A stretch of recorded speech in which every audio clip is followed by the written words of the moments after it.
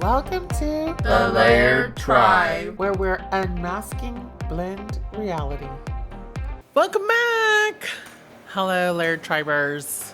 Today, we're doing another segment on Blissfully Blended BS, talking about the author Rebecca Eckler. I liked how she kind of sets up the book by talking about before she met him and where her life was, then when she met him, and going through the dating phase and going through the falling in love phase. And she even shares a poem at one time of what they would send emails to each other, and it was always this love and this gushy. And I wanted to share a little bit of the poem just because I kind of like, we can get so cheeky and cheesy. I'm just going to say like the first 4 lines. You are about to play a game. I'm realizing life without you would be very lame.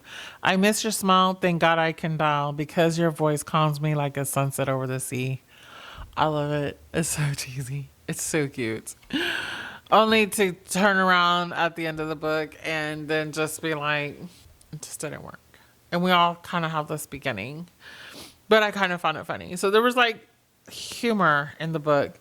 And then at the end of the book, sadly, she says, then we're sending emails to each other, and then it's just a list of our problems that are never resolved. But it was kind of funny because she also, with all the pain, suffering, and fighting, she also articulated like the feeling of falling in love and feeling of like I have a person, and we all want a person.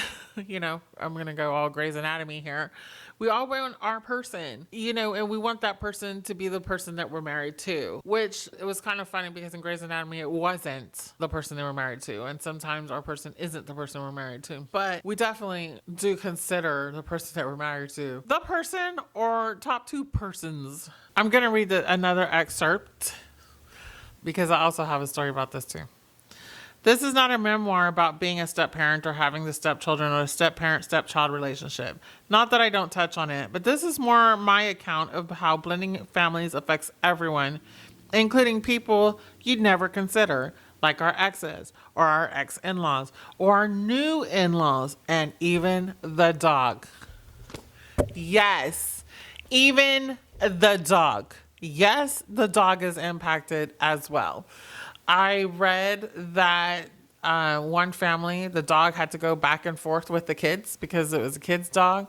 I know my husband, when we split up and we moved back in together, when we split up, I got a dog and the dog came with us. And to this day, he will say, I didn't have anything to do with that dog or getting that dog and that, And it's just like, no, the dog is here to stay. Get over it, So even pets come into play when you don't even think about that. I also found it funny in the beginning when she's dating, the people that introduced her to her husband took him to dinner and they were fighting and they were like, we are so above that. Like that would never be us, ever be us. And then they get married and then their whole situation happens. And then she's at dinner later in the book with another friend and she's giving this advice of, don't worry, you're going to find your groove. And she's like, I'm not even sure if that's true, but I was just trying to be positive. And I think, though, that's part of the reason why, I mean, aside that we just like want to share our lives with somebody, but nobody is just out there up front being like, hey, I'm happy that you're happy.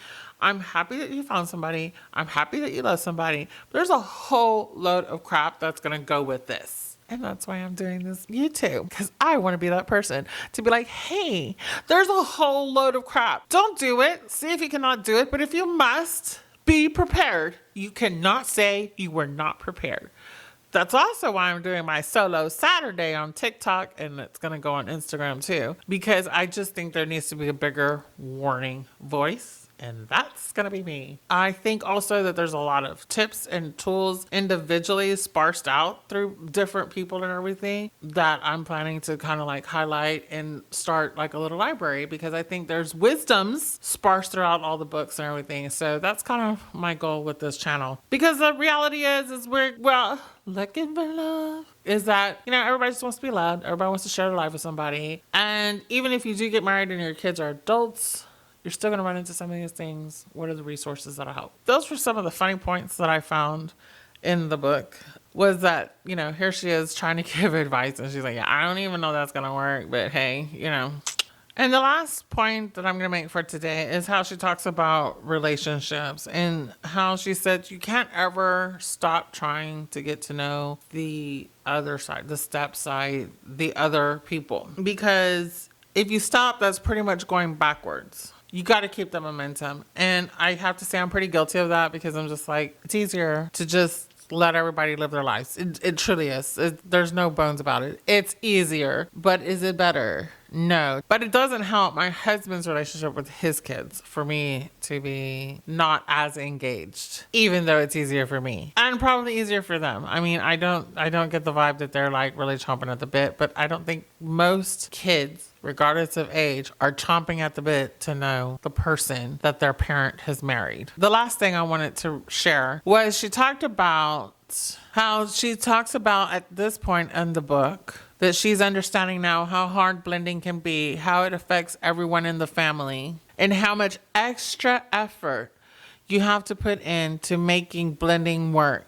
To make it so that if everyone is not necessarily blissfully happy, that's probably not going to happen, that they are at the very least reasonably happy.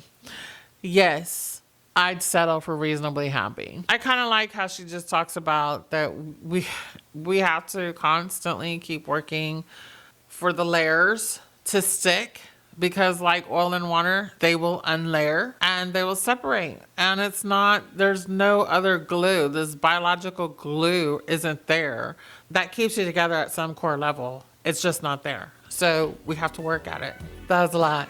So in keeping with Positivity Tuesday, let me know what positive things that you've done to keep your relationship in your layered tribe moving forward and not stalling. That's it for today. Ciao, bye. Positivity Tuesday. Positivity Tuesday. Positivity Tuesday.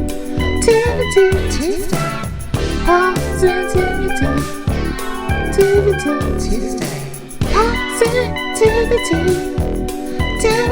Tuesday. Don't forget, we'd love to hear from you. We welcome comments, testimonials, thoughts, questions, or rants, either by submitting a form on our website or leaving a voicemail at 281-946-9886. This is Jenny, and I wish you strength, grace, and wisdom as you continue this tricky journey with your modern layered tribe. Bye.